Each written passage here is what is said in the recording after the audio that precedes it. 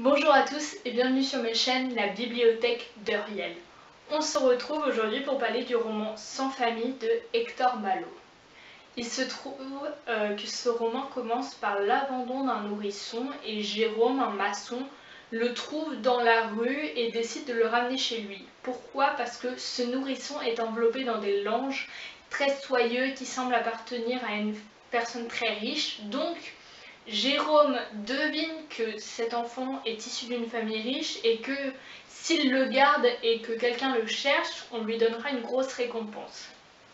Il confie donc cet enfant à sa femme et sa femme décide d'appeler le nourrisson Rémi. Très vite, Jérôme repart sur Paris parce qu'il y travaille et il a un accident de travail et il dit à sa femme de se séparer de leur vache et de Rémi. Sauf que en fait sa femme elle veut pas se séparer de Rémi parce que pour elle c'est vraiment comme son vrai fils, donc elle peut pas s'en séparer, donc elle va dire ouais je m'en suis séparée et elle va garder Rémi. 8 ans plus tard, Jérôme revient par surprise un peu chez lui. Il a vraiment plus d'argent, il a plein de problèmes à cause de son accident de travail, enfin bref, rien ne va, ils n'ont plus d'argent.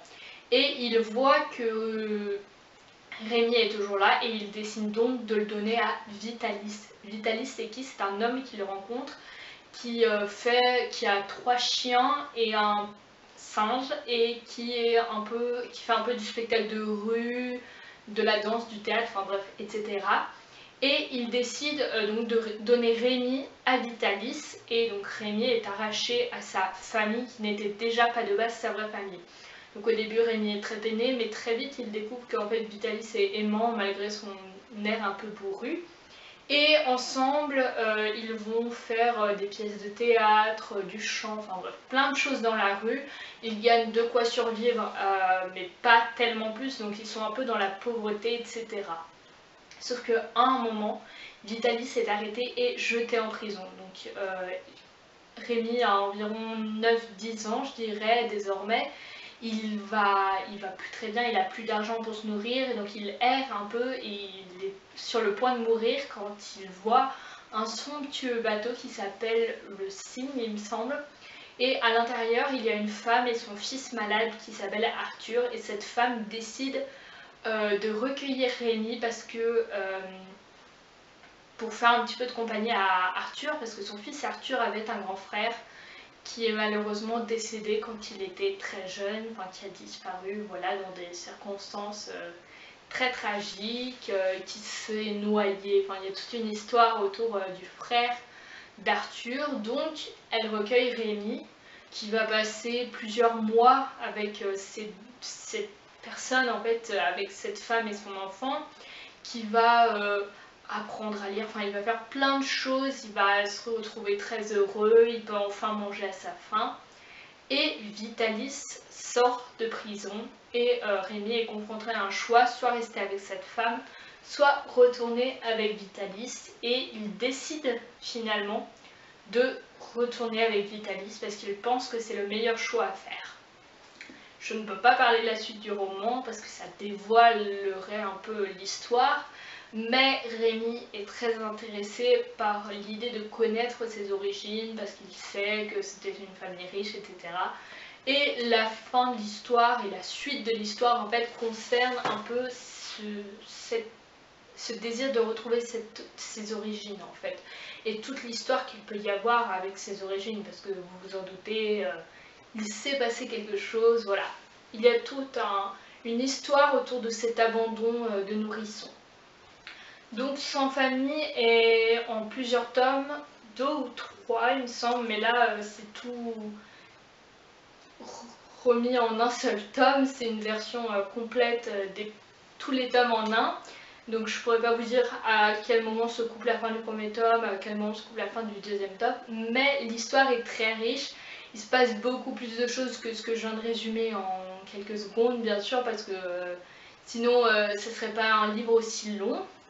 C'est un livre qu'on peut lire assez jeune, je crois que je l'ai lu quand j'avais 10 ans, je dirais, je suis pas du tout sûre, mais voilà, j'étais assez jeune quand je l'ai lu pour la première fois et il m'avait beaucoup plu, je l'ai relu plusieurs fois depuis. C'est un livre qui fait quand même partie, voilà, de la culture littéraire un peu à avoir, enfin voilà, c'est pas obligatoire, mais c'est un livre qui est quand même très intéressant à lire et plutôt facile à lire par rapport à ce qu'on pourrait croire en fait. Il n'est pas tourné d'une façon trop difficile et c'est ce qui m'a beaucoup plu en fait, c'est que c'était une histoire un peu pour les grands mais qu'on pouvait lire assez jeune et en même temps en étant adulte. C'est un livre qui peut vraiment plaire à beaucoup de personnes de beaucoup d'âges différents, enfin voilà. Et moi je l'ai trouvé très bien écrit. C'est vrai que je me suis pas ennuyée en le lisant, genre vraiment à chaque fois je le lisais hyper vite parce que je l'ai lu plein de fois et à chaque fois je le lisais mais vraiment hyper vite parce que c'est un roman qui m'a beaucoup plu, je le trouvais très triste mais en même temps très beau. Il y a tout cet amour que Rémi a pour les animaux de Vitalis qui sont très importants dans l'histoire. Et ça aussi c'est hyper bien tourné, ça montre vraiment ce côté innocent de Rémi mais en même temps ce côté très joli qu'il a en fait, comment dire, avec Vitalis parce que tous les deux ils sont liés par un lien très fort et c'est très beau à lire parce que ça montre un peu une famille qui n'en est pas vraiment une, c'est-à-dire qu'ils ne sont pas liés par le sang mais ils sont liés par tellement plus en fait et c'est ça qui est hyper beau dans ce livre, c'est que Rémi s'appelle un peu Rémi sans famille, mais au final il a plein de familles différentes, il a cette femme avec Arthur, il a sa famille qui l'a d'abord recueilli, il a Vitalis, enfin en fait il a plein de familles différentes, mais en fait à chaque fois il est obligé de quitter sa famille, on a l'impression que ça ne s'arrêtera jamais, qu'à chaque fois il sera obligé de se retrouver tout seul en fait. Et c'est tout ça que j'ai beaucoup aimé dans ce roman, donc je vous le conseille à 1000%. Si cette vidéo t'a plu, tu peux t'abonner à ma chaîne, liker, aller voir mes autres vidéos, commenter, enfin bref, tu peux faire ce que tu veux si cette vidéo t'a plu et même si elle ne t'a pas plu d'ailleurs. Et voilà.